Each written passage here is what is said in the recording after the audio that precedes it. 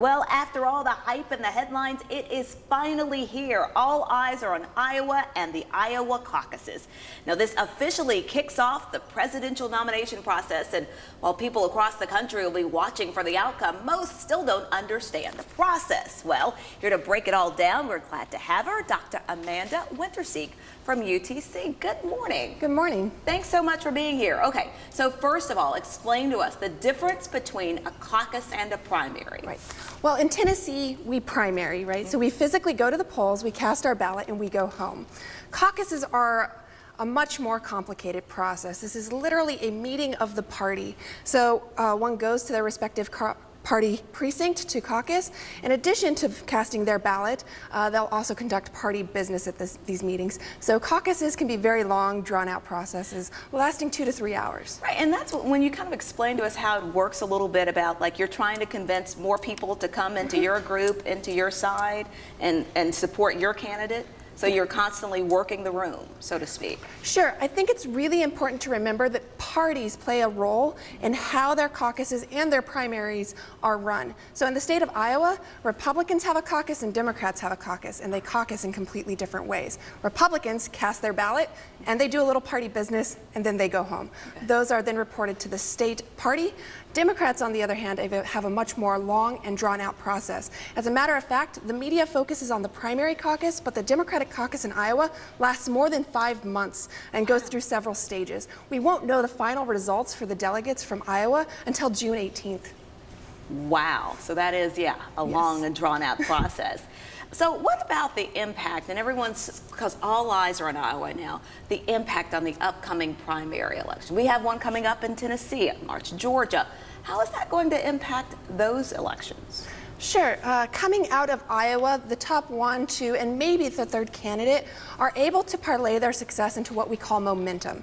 And momentum is a measure of extra attention from the media. If you're the winner or the second or the third place in Iowa, you're going to get a lot of media attention. This you're able to parlay into more funding, into more campaign organizational staff, more donors, as well as more elite support. So this momentum is able to carry the top 1, 2, and occasionally the third candidate forward into the upcoming elections. And that's interesting that you say that, because in years past you've looked at some of the winners, if you go back, of the past primaries, and they haven't necessarily gone on to do extremely well when it comes to the general election and the nominating process and winning their party's nomination. Sure. Yeah, that is actually the case. So the individual that wins Iowa, the individual that wins New Hampshire, it doesn't mean that they'll take the game. You have to remember that the primary season, it's a marathon, not a sprint, and candidates have a lot of hurdles they have to overcome in order to become the nominee for their party. Very interesting. A lot of people wondering how long, of course, the Donald Trump momentum will last as well, and you had some predictions on that. Will he carry it all the way to the general election? We'll see. Trump is a very interesting candidate. We never have seen in political science a candidate who has a reality TV stardom, and so this has been a new and interesting phenomenon, as well as sort of his populist message that does resonate well with a segment of the Republican Party. But generally speaking, most of the time, a party insider, that is the candidate who's able to gain the most party endorsements, is likely to be the nominee. And you're predicting that'll be Marco Rubio? Perhaps. I mean, there are currently 4 party candidates, Rubio, Jeb Bush, Kasich, and Chris Christie, and so those 4 are really we're watching them closely to see how things flesh out. All right.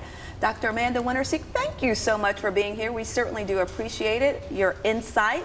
It helped us all to understand more of the Iowa caucuses and what we'll be watching for tonight. And don't forget, of course, the last day to register in Tennessee is today. That is the deadline. So if you need to register to vote for the Tennessee primary, you need to do it today.